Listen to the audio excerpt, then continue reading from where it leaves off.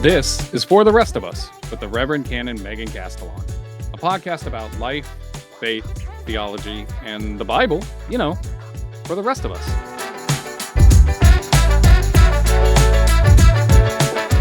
Whoa, hello friends. Welcome back to For the Rest of Us with the Reverend Canon Megan Castellan. And hey gang, happy Easter. We did it.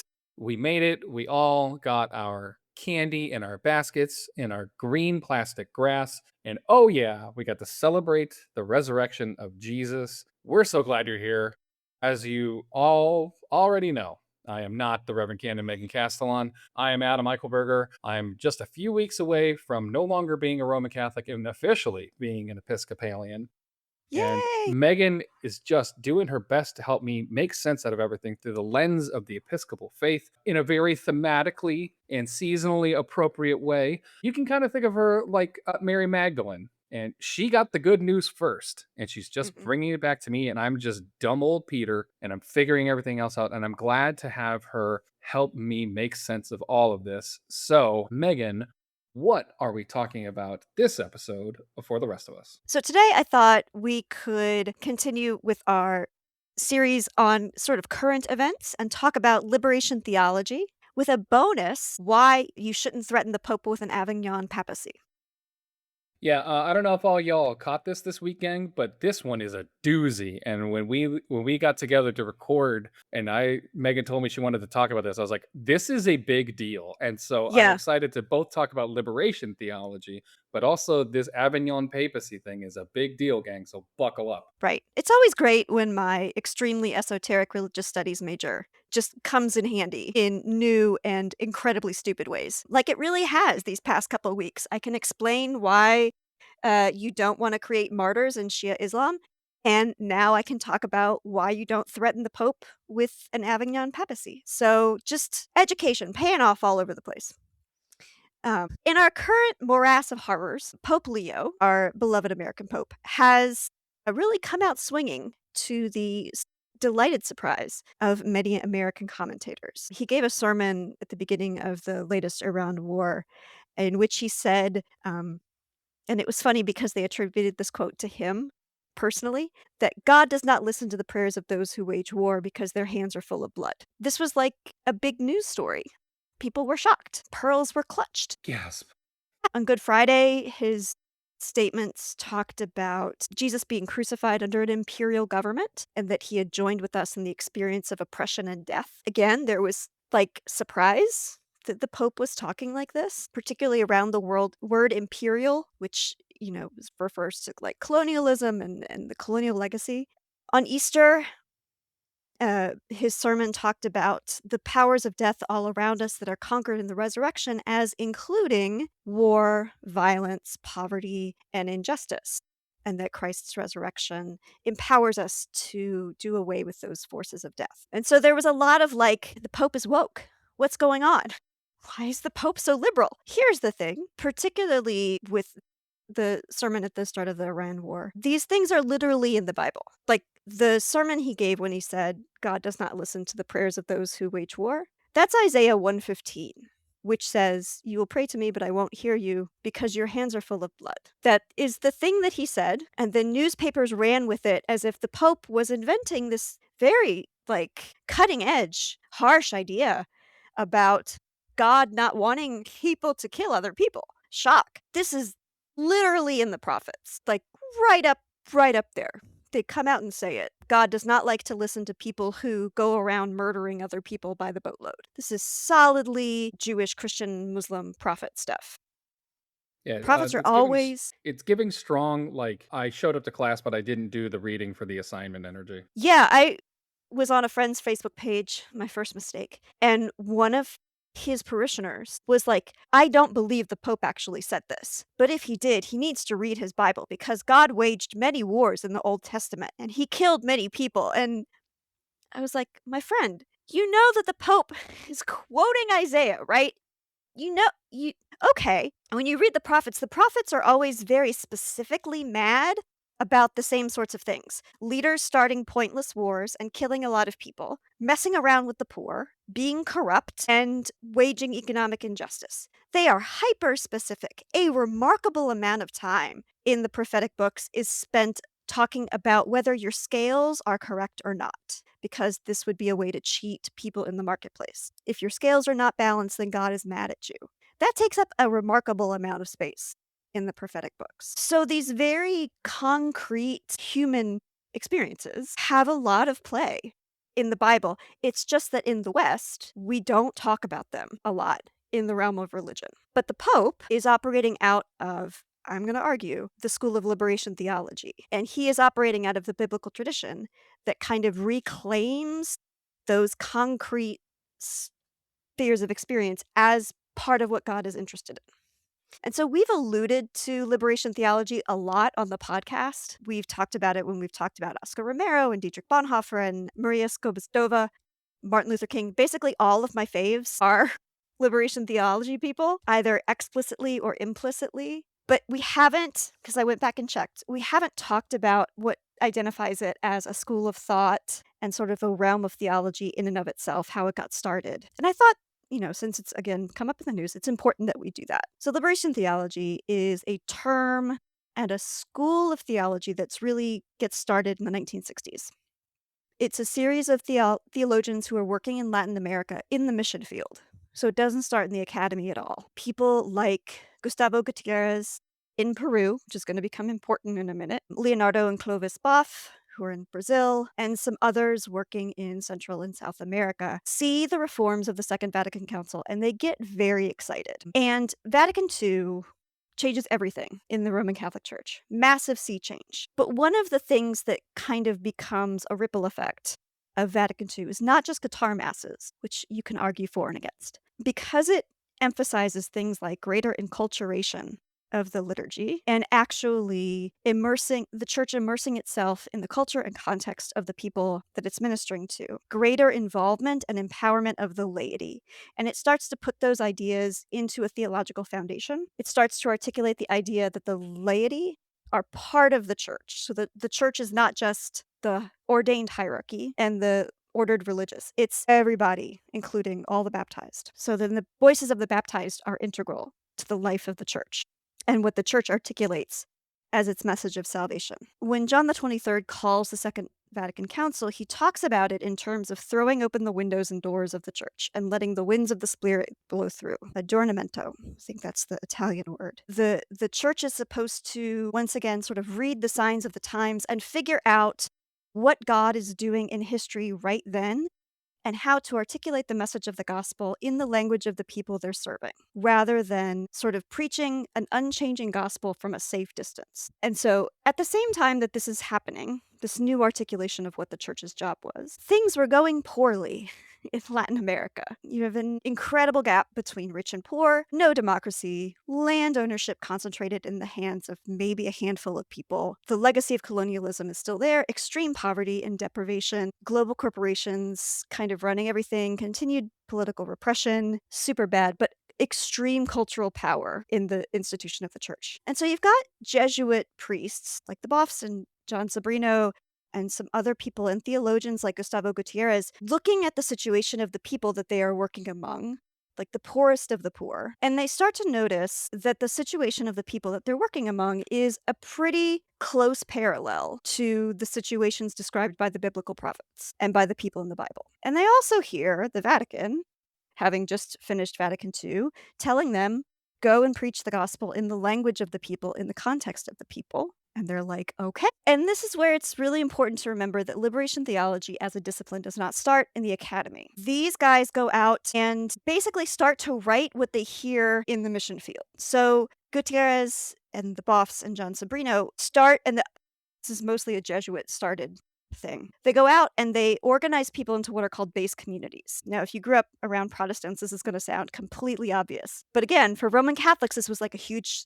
innovation. They would get regular, ordinary people together and say, we're going to get together, pray, and study the Bible, like once a week, because it's important And for you as lay people to have exposure to the Bible. A novel idea. Yeah, it was again, in the 70s, this was, like, not something that had really happened before, like, institutionally in the Roman Catholic Church. But it was a way of handing power and education to the lay people and trying to get from them where the Spirit was operating in their lives. And so they start to hear in that kind of back and forth with the base communities, they start to hear people articulate for themselves, with the help of the priests and the nuns who also were a big part of this, an understanding of what God's salvation looked like. Because people are not dumb and generally can recognize parallels in the Bible to their own experience. You know, the farmers in Peru and Guatemala and El Salvador noticed that Jesus was using agricultural metaphors that they understood pretty fast and they could identify with. And so they kind of begin to articulate the meaning that they are finding from Christianity in their lives, and the priests kind of help them, flesh it out, and it kind of goes from there. And the theologians begin to write it down and then to start to think about the process of how they got there. So it's this kind of like chicken egg situation of reflecting with the community of regular people with the Bible, thinking about it, reflecting again, thinking about it, reflecting again, back and forth. A very contextual understanding of what God is doing in this particular place, in this particular moment of history, and how to talk about it. And again, it's not like this has never been done before. Has arguably been done in a lot of Christian communities throughout history and in a lot of religious communities throughout history. What makes this different is the closeness between the priests who were doing this work and the academy. So this framework gets picked up by the institutional academic academy pretty quickly, and the Roman Catholic hierarchy. So it spreads in two directions pretty fast. And so in about 5 to 7 years, you get Roman Catholic bishops from all around Latin America echoing the language that has been coming out of the base communities and getting together to write statements about what they think needs to be proclaimed in their situation in Latin America. What is the gospel to us here in Latin America? And so they start talking in these statements about God has a preferential option for the poor. Capitalism is a threat to the human dignity of every person, unless it is checked. Every human being in their God-given dignity, therefore, has a right to the development of their mind and education, to have their basic human needs met in food and water and healthcare, and the church has a duty to support access to these things. And so things that hadn't really been articulated before in this way, like, start to be spoken about. And it also gets picked up by the academy. So now this becomes a different way to talk about theology. It's not just Karl Rahner sitting in Switzerland in a library with some books, like pondering the mysteries of God by himself. It's, okay, well, if I'm a poor Peruvian farmer, how do I understand what Jesus is saying in the prodigal son parable? Because it's going to hit me differently than if I'm over in Geneva by myself. And a few things in particular kind of start to be named. The first is they articulate that the particulars of Jesus' life are not incidental. The particulars of Jesus' life are extremely important because they put him in a particular social location. Because Jesus of Nazareth is born during the Roman Empire, but wasn't a Roman citizen or a person of social power or economic power. He was a Palestinian Jew under an oppressive economic regime. He was poor. He was a manual laborer. We think he was itinerant. He had some familiarity with farming. He spoke in agricultural metaphors. This reflects an intentional choice by God to become human in that social location. Therefore, we can say with definite authority that God has what's called a preferential option for those without power, those who are vulnerable, those who are oppressed, because when we see God show up in history, that is where God shows up. Which is not to say God abandons people with power or with economic privilege or anything like that. It's just that God is present in a particularly special way to those without. And so therefore the church also needs to be present in a particular way to those without. And so that idea is called preferential option. And so sometimes you'll hear people talk about, we used to joke about it in college, like, why did you choose that candy bar? Well, it was the last one left, and I have a preferential option for lone candy bars. They make me feel sad. It's not actually what that theological idea is, but because the theological idea is the inherent nature of God that is revealed in the person of Jesus is a God who sides with the oppressed, with the vulnerable, with the powerless. And that is intrinsic to who God is and how we understand God in Christianity. And also, the concrete human needs of life are not secondary to spirituality. And particularly in the developed West, I think this one is really important. When we talk about salvation, the argument of liberation theologians is that God's salvation is holistic. So therefore, God's salvation for us involves physical safety, involves food, involves health or access to healthcare, involves education of mind and spirit so that we can reach our potential, as well as liberation from sin and the sorts of spiritual dangers, because it's all woven together. It is not possible to separate these out. And it is unhealthy they'll point to when we see Jesus ministering in Galilee, it's not like he's going around patting people on the head and saying, "Sorry about your leprosy, but your sins are gone. Gonna lose that hand." He feeds people because they're hungry. He heals people because they're about to lose their hand or their foot. He restores people to community because they've been exiled.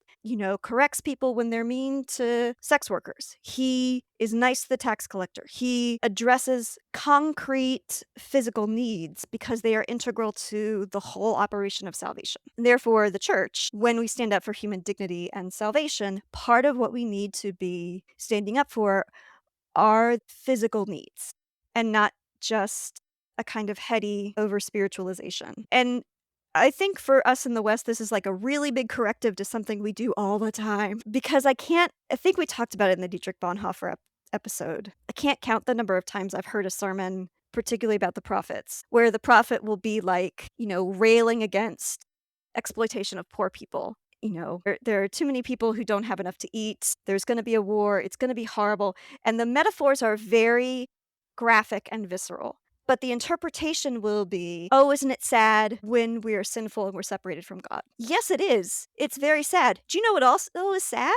Not having enough to eat. That is also very sad. We should make sure people have enough to eat. Because I'm pretty sure the prophet was talking about that too. So it's something we have a tendency to do, I think, now that we aren't in contact with widespread want as much in our society, or we don't think we are. We tend to spiritualize things away. But in fact, Jesus was, being like, look, does that person not have a sweater? Give him a sweater. What's wrong with you? Give him a sweater. Do they not have food? Give him a loaf of bread. Not complicated. It's like the letter to James, where James was like, I'm pretty sure the correct interpretation of the Greek is you absolutely cannot say to someone, oh, you're hungry? Oh, I'm sorry, I'll pray. Go on, go your way. But if someone comes to you and they're hungry, you feed them, you doofus, and then you can pray for them. Not to be like this about it, but it almost kind of sounds like it's a direct refutation of thoughts and prayers. It is. I very nearly, my husband talked me out of it. I very nearly had that section from James read at our wedding. My husband was like, we'll get so many comments. He was right. But I love that part of James. So I was like, he knew some people that I know. But again, you can imagine Jesus, who had to have been acquainted with the practical realities of being hungry, with the practical realities of having to sleep on the ground, because you don't know where you're going to sleep that night. Being like, oh, I don't want you to be that uncomfortable. I'm going to find you a place to sleep. And so, again, that is an experience that is integral to the nature of God for us as Christians. So those are two really big, important aspects of what becomes liberation theology that kind of emerges from Central and South America. Now, when the theologians kind of take this to the academy and it becomes written about in books and kind of elevated beyond the base communities, they do borrow Marxist social analysis and economic analysis, particularly to talk about what their people were experiencing in terms of corporate sin.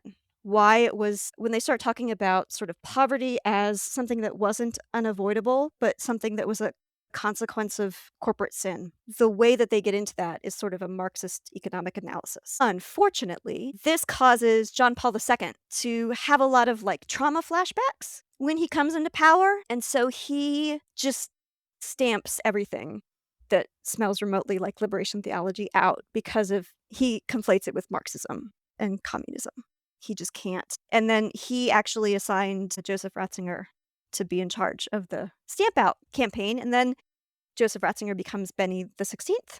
And we know how that went. But we're seeing now the effects were already there. Francis, comes in and immediately beatifies Romero, loosens a lot of the stuff that had been constraining some of these liberation theologians. And now Leo, who did most of his fieldwork in Peru, which is the place that Gustavo Gutiérrez was formed, and did most of his mission work. So, and even though liberation theology didn't kind of go up the hierarchy initially in the Roman Church, it did spread everywhere else. It spread throughout the academy and created sort of little liberation theologies everywhere. So it inspires people like James Cone of blessed memory to write about Black liberation theology and what liberation looks like from a Black Christian perspective. It inspires feminist theology and queer liberation theology. We're beginning to get trans liberation theology now, which is pretty cool. We get Desmond Tutu and South African liberation theology, which kind of begins in Christianity. There's also like a Muslim component, which is pretty awesome. There's also a Palestinian Christian liberation theology movement, which is now started in the 80s and is now really ramping up. The framework that was articulated for the first time in the 60s in Central and South America has spread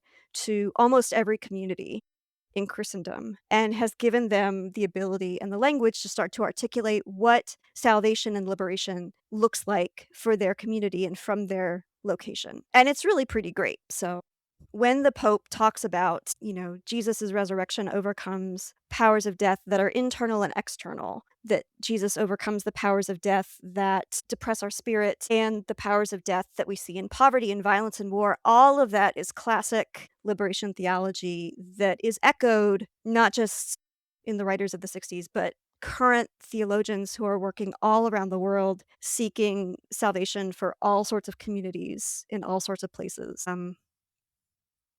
So it was pretty cool. And sorry. And it's really like it's relevant to us here and now because I think that as somebody who grew up in the Catholic Church and saw a lot of the panic around liberation theology, I can't tell you how many times I was in groups of people or talking with clergy and how often priests would get really like pearl clutchy about the idea of liberation theology. And Mhm. what this is, and listeners, I know that this is an audio medium and you can't see me. I'm a white male and I understand that I am part of the problem. I've owned that and I'm willing to sit with that and wrestle with that. That being said, the reason why this creates panic within the church specifically is because this is the work that needs to be done to dismantle the colonial nature of our church. It's just the way that it is. And it's really scary when this very colonial institution from the inside starts seeing people say, hey, wait a minute, this doesn't jive.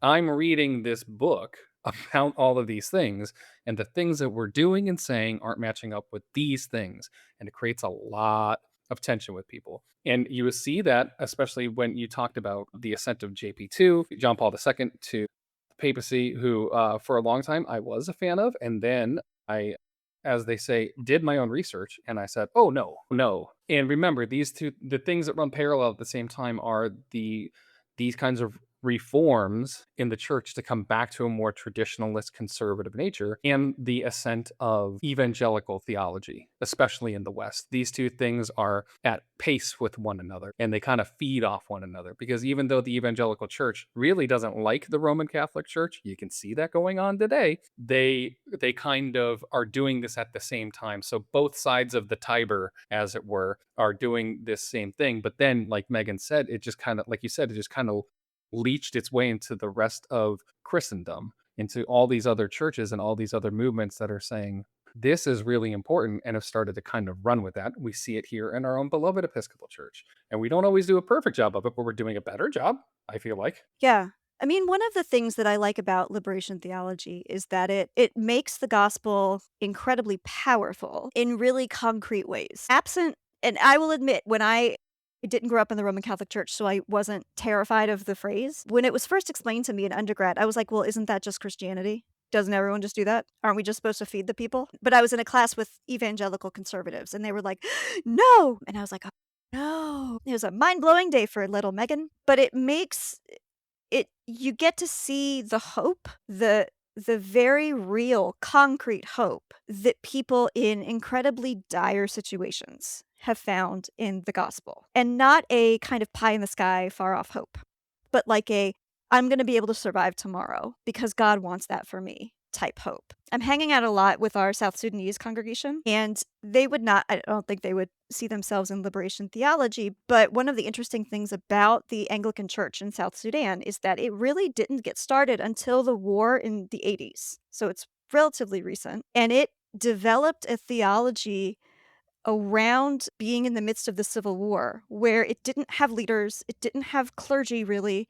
It had a lot of people in refugee camps that were experiencing horrible, horrible things, walking across the continent, trying to find someplace safe, and articulated this theology of healing and God's presence with them, even in the midst of, war and suffering and death. That God was with them and wanted their healing and wanted their prospering. And it's really amazing to witness that kind of faith and that approach to who God is, because I find that much more inspiring and galvanizing than, Jesus is my friend who lives in my heart and shines like a nightlight and one day will give me a ticket to heaven.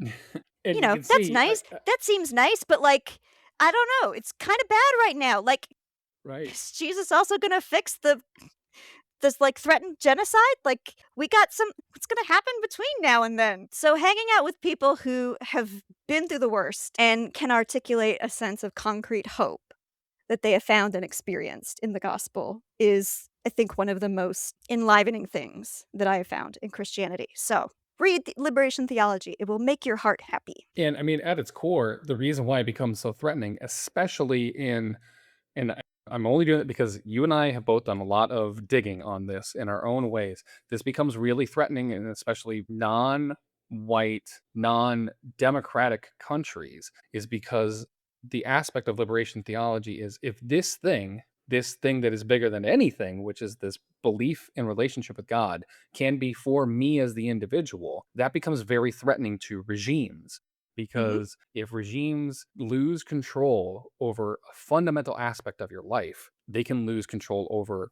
more things when it comes to more aspects of your life.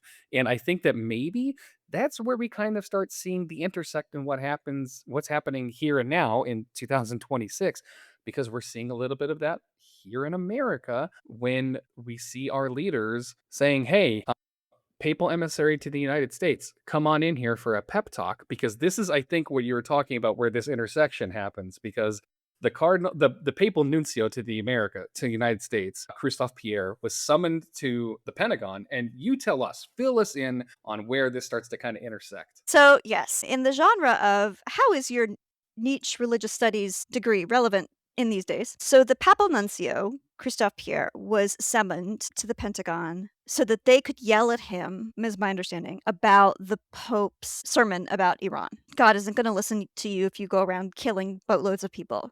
Sermon. Which, quick And pause, the reason why this is so wild is this discussion is not something that happens between the Pentagon and the Department of Defense and a religious figure. Like, if I'm not mistaken, there have been plenty of conversations in the past between the State Department and people in positions of leadership within many different religious organizations. But the fact that he was summoned to the Pentagon by the is DoD is wild.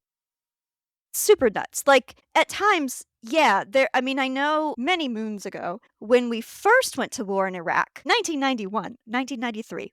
I don't know. So many wars in Iraq. But the first time we went, I know that the presiding bishop, I think, was summoned to the White House and then was like, "Oh yeah, I don't think you should do it." And then that was the last time any presiding bishop was summoned to the White House.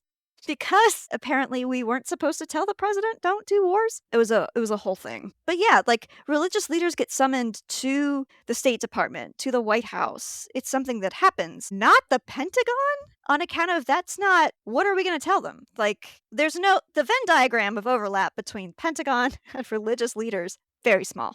Not there. But in this case, apparently it happened, and the folks at the Pentagon, we still don't know who exactly this was, told the Papal Nuncio that the president is going to do war to whenever and whoever he would like, and the Pope better get on board. And if the Pope did not feel like getting on board, the specific threat was made, according to this reporting, which has now been confirmed, that there was going to be another Avignon papacy situation. Here's the problem with saying that.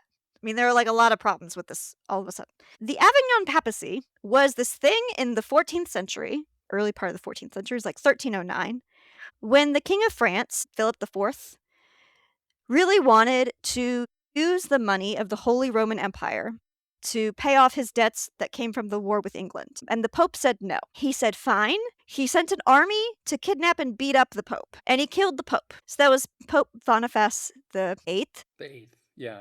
And it's just an interesting note. They were called adventurers. Yeah, they were called adventurers, not unlike excursion. Mm. So it's not clear that they meant to kill the Pope. It's more like they beat him up, arrested him, questioned him with enhanced interrogation tactics, and then he died. Very Like, polite way of saying that. yeah, in the middle of all of this happening. Philip then uses his kind of network of people to get the next guy elected, who happens to be his best friend, who immediately pardons him, says it's fine. God's not going to be mad at you for killing the Pope. Then he dies like after 8 months. Then he gets the next guy elected and says, well, since you're French, why don't you move to the south of France, which is a much nice place to have the Vatican. So they do. For like 70 years, the Vatican is just hanging out in the south of France, which is not part of the Kingdom of France at that time. It was a separate little kind of client kingdom sort of deal until some more things happen. The Vatican moves back to Rome. However, I would like to point again your attention to the part where the king kidnaps and kills the Pope, because that was the part that Leo's people heard, and they promptly canceled any trip that he had to the US for the foreseeable future.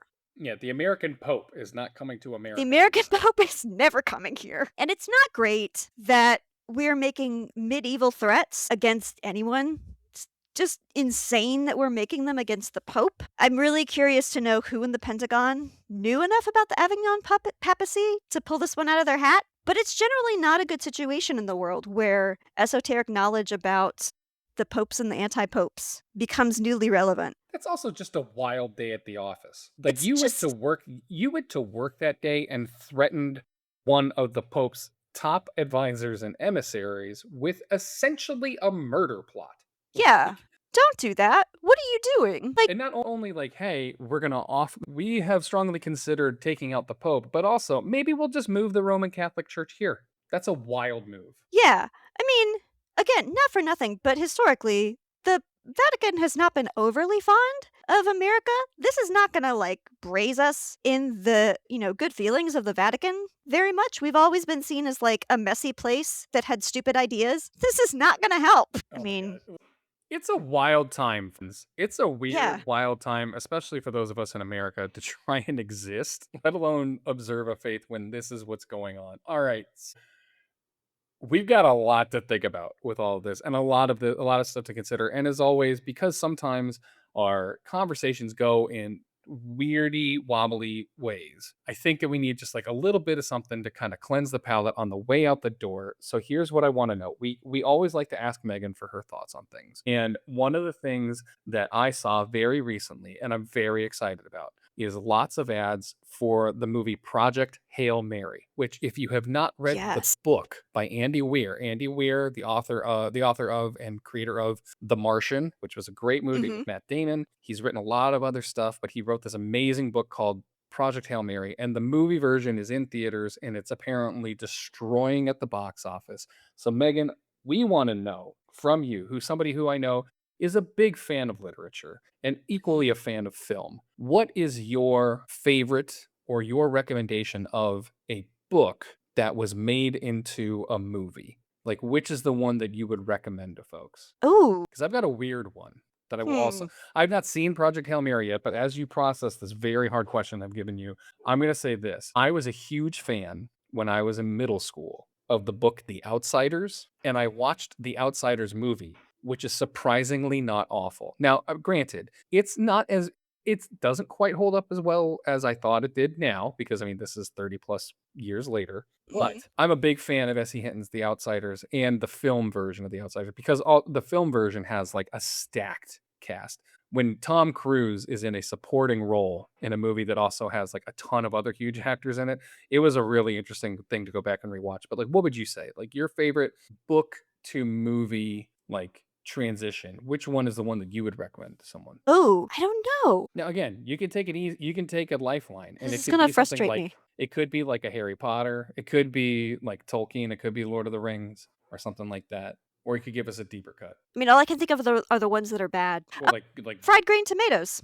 Excellent call. Fried green tomatoes Excellent at the call. Whistle Stop Cafe. Excellent Yeah, call. because the book and the movie are doing two different things, Mm-hmm.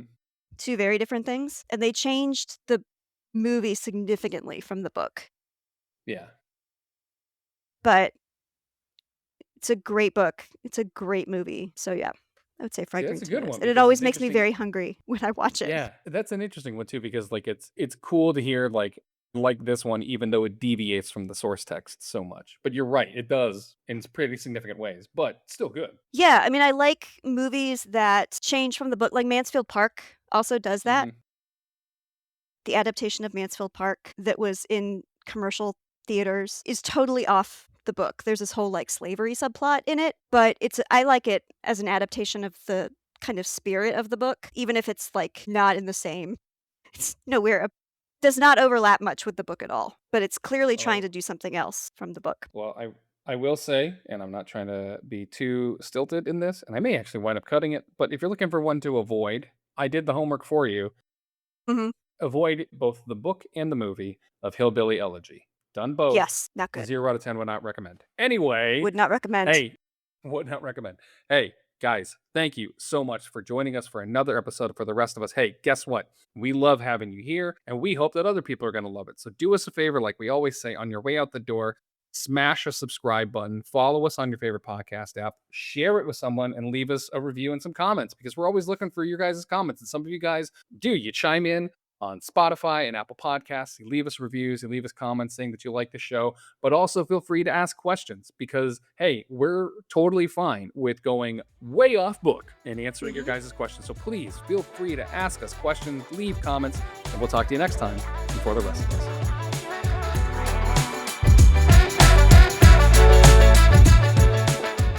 Thanks for stopping by and checking out For the Rest of Us. If you like the show, leave us a review and a rating. Make sure to subscribe and share it with a friend. We hope to see you again next time. For the Rest of Us is a production of the Episcopal Diocese of Central New York.